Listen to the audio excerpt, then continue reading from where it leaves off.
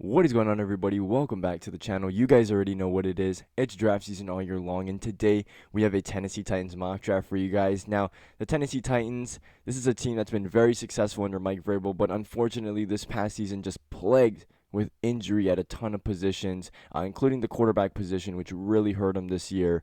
Even if you think Tannehill is good or not, it definitely made a difference. But here in today's video, we're going to make this team better, might add some depth pieces, might get some instant plug-in-and-play starters. So if you are a Tennessee Titans fan, consider sharing the video. The more views it gets, the more likely I am to make a Tennessee Titans mock draft in the near future. And if you like anything related to the NFL draft, this is definitely going to be the channel for you, so consider subscribing. So Tennessee Titans picking here at number 11. Now, this is what has currently happened in the picks before us.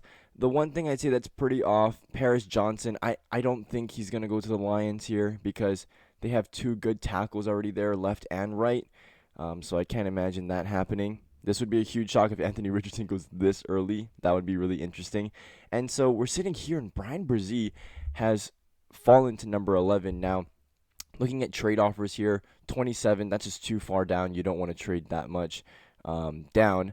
But Bryan Bresee, this is like just tremendous value. Like, even if you feel like you don't need them, and I don't feel like the Tennessee Titans need him, but to get him here at number 11, I feel like you're getting a really good football player at really good value. You can take a look. His average draft position is at 8.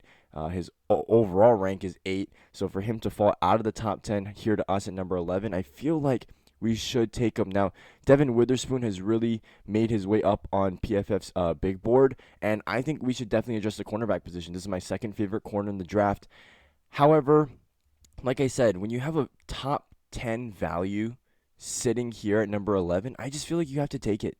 You know, whether you need it or not. If you've watched my channel, you understand that I do address needs, but there are certain scenarios where the best player available, you have to take them just because of how good they are. And I think Bryan Bresee is one of those guys here at number 11 that you have to take whether you need him or not. Now, I understand there's other options, maybe like a Peter Skoronski, because tackle has been really weak for this team, but I want to see the development of Dylan Randons and also Nicholas Petit-Frere. These are two guys who have a ton of talent, and maybe it's not being maximized at this point, but they just need a little bit of time to develop. And that's what I want to see from those younger players. I want to see them get a chance. They're still young. They're still on a rookie contract. Give them time to develop.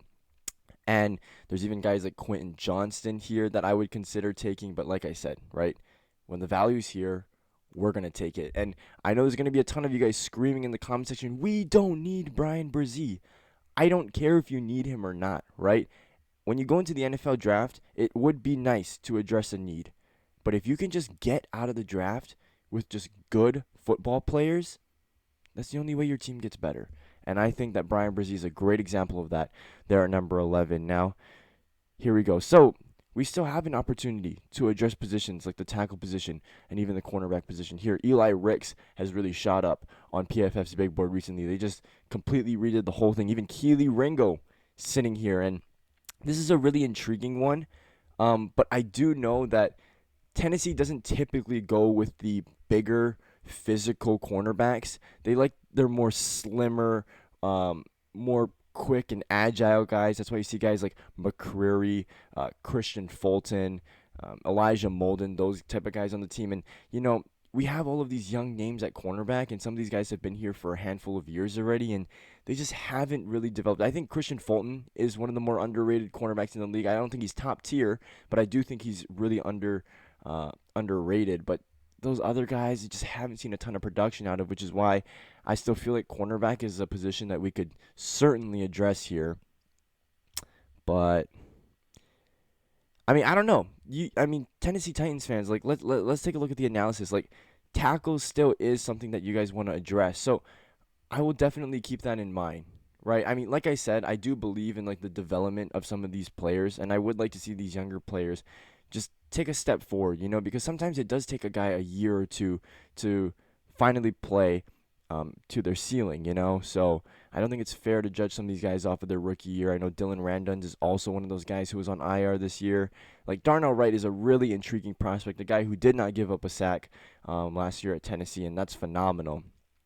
But I do want to take one of these cornerbacks here. Look, I think that Keely Ringo here, I think they dropped him way too far down on this big board. We're going to take Keely Ringo right here because this is a guy who could potentially be going in the first round because he has tremendous upside, very inconsistent play at Georgia, but has a ton of upside. We're going to take Keely Ringo here in the second round. I think that pick just makes a ton of sense. He wasn't a guy at the top of the board, but I feel like he should have been. And so we're going to take him there with our second pick now. Okay. Wow. Okay. So, again, really good players at the top of the board, but I think my decision is set here in the third round. What I'm going to do right here is take Rashee Rice out of SMU. Now, I know, again, not one of the guys at the top of the board, and we could probably use a guy like Matthew Bergeron. I'm very aware of this, but Rashee Rice, I think, fits the mold of what a Tennessee Titans receiver is. This is a very physically built wide receiver, has like tremendous upper body strength, and has the speed to go along with it. And I know Tennessee Titans fans might not want to hear this name, but A.J. Brown, I think, is a good comparison to what Rashee Rice could potentially be. He has a very similar build, has a very similar play style, and he has the ability to stretch the field. He was a difference maker there at SMU. His name is Rice. But I think that this is probably one of the more underrated prospects heading into the draft. Like, I think this could be like the DK Metcalf, where, like, again, DK Metcalf in that draft as well was very physically built, and he didn't get taken to the end of the second round, early third. I think Rashee Rice kind of looks like a similar prospect at this point, and I think he would be a huge addition to a wide receiver room that needs a ton of help right now, and like I said, fits the mold of what a Tennessee Titans receiver typically looks like. And if you don't believe me with A.J. Brown, I mean, look, they brought in Julio Jones as well for a stint. He is a similar build as well. So I think that this makes a ton of sense here. But, guys, I absolutely love the way that this draft went. Bryan Bresee, like I said, and look, they gave us an A for it too. I mean, I typically don't agree with PFF's grading system, but they have implemented needs now into the mock drafts, which affects the way that the grade looks. And then it also puts into effect their overall value on their big board. So the grades can be a little bit more reasonable now, but I think Bryan Bresee here is just tremendous value at number 11, whether you need him or not. This is a good player that should not be there at number 11. That's the point that I'm trying to make. And a very good run stuffer, right? This is a team that, they have a defensive identity, and this is only going to strengthen that identity right there. Bryan Bresee is definitely a huge presence on the interior of the defensive line. Keely Ringo, like I said, has the potential to go in the first round, so I do think they dropped him too far down on their big board. So I think having him here is just, again, tremendous value, and I think also addresses a need where the cornerback position has a lot of youth on this team, but not a lot of production. And then Rashee Rice, like I said, I feel like is one of the more underrated players in this draft so far. Just a very versatile weapon with a ton of size, which is exactly what the Tennessee Titans like. So let me know what you guys think about this mock draft in the comment section below. Leave a like. It definitely helps the channel out. And, again, if you're interested in anything related to the NFL draft, consider subscribing. I'll see you guys all later. Peace.